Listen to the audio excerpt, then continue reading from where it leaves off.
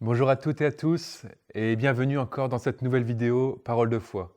Aujourd'hui, nous continuons notre série sur le réveil avec la deuxième vidéo que nous faisons aujourd'hui. Et cette vidéo, comme vous voyez dans le titre, c'est le retour à la parole de Dieu. Elle est consacrée au retour à la parole de Dieu, une autre condition nécessaire à un réveil spirituel. Nous avons vu dans la première vidéo que pour qu'un réveil spirituel puisse naître, il fallait d'abord que le peuple de Dieu soit réveillé personnellement.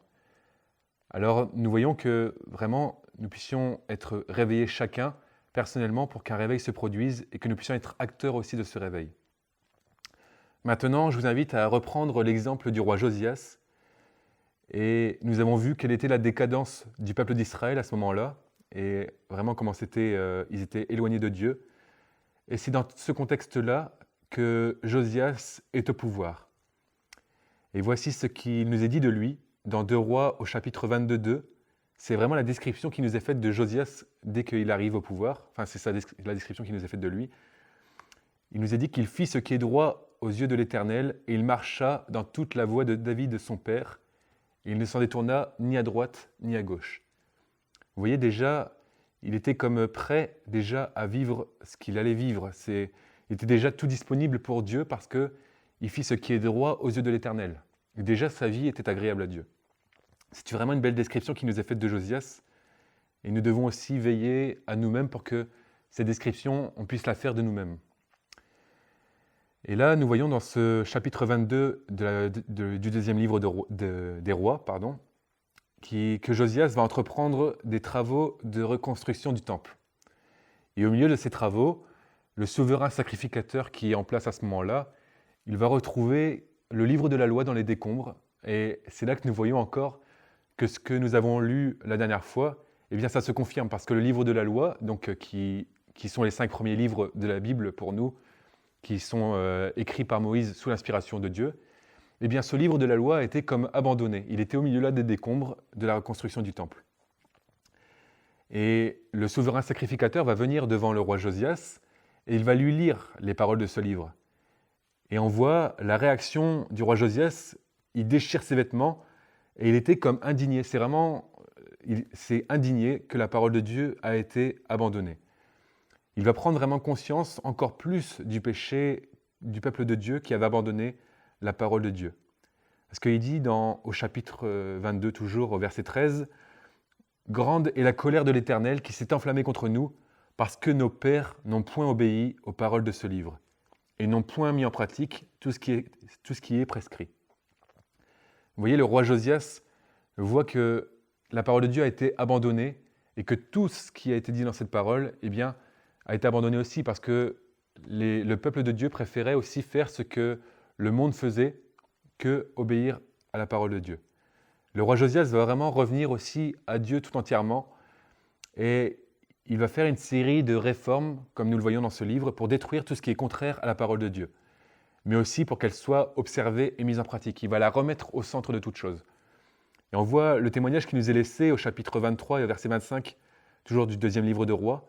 Quand on nous parle de Josias, il nous est dit « Avant Josias, il n'y eut point de roi qui, comme lui, revint à l'Éternel de tout son cœur, de toute son âme, de toute sa force, selon toute la loi de Moïse. Et après lui, il n'en est point paru de semblable. » Vous voyez comment il était à part pour Dieu.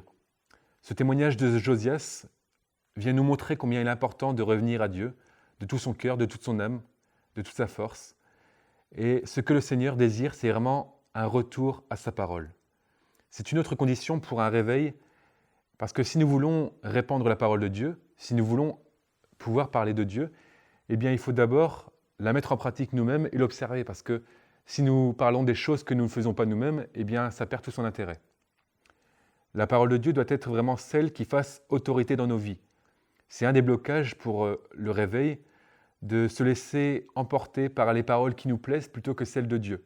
Parce que parfois le Seigneur nous reprend, mais nous devons être capables de nous remettre en question chacun personnellement.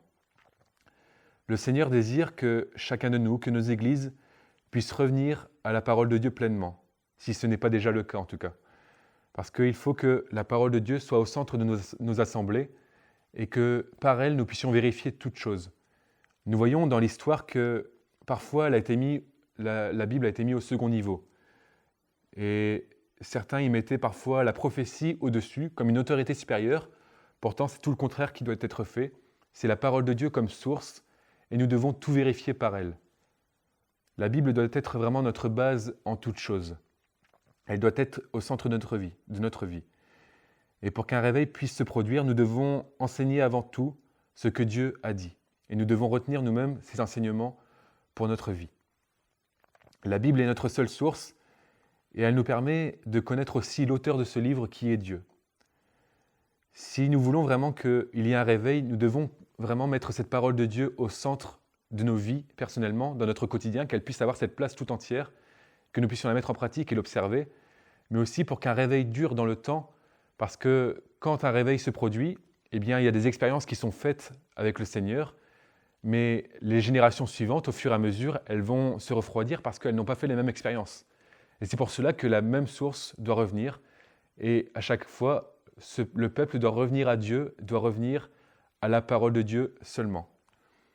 Et comme Josias a établi un grand nombre de réformes pour un retour à la parole de Dieu, nous devons faire de même et veiller à ce qu'elle ait la place que Dieu veut dans nos églises d'abord, dans nos vies personnelles, mais aussi dans ce monde. Parce que aujourd'hui, dans notre société, eh bien, la Bible n'est vue que comme un livre, on va dire, un livre à part entière.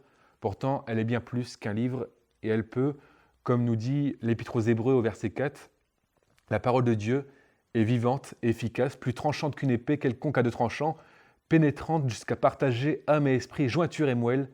Elle juge les sentiments et les pensées du cœur. Vous voyez, ce n'est pas un livre comme les autres, c'est bien plus que cela.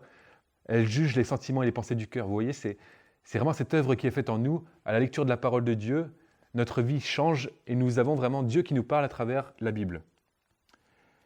Nous sommes chacun appelés à être acteurs de ce réveil spirituel, alors que la parole de Dieu puisse pénétrer dans le cœur, que ça puisse être notre prière aussi, que nous puissions nous laisser inspirer, apprendre des versets pour aussi les donner tout simplement dans nos discussions de tous les jours avec le monde, et que nous puissions être ces messagers de Dieu et prendre l'exemple de Josias qui remit la parole de Dieu au centre du peuple, pour que tous puissent reconnaître que Dieu est vivant, que Jésus est vraiment ressuscité, qu'il sauve ceux qui se tournent vers lui. Parce qu'aujourd'hui, le Seigneur tend la main à ce monde, et ça doit être notre message.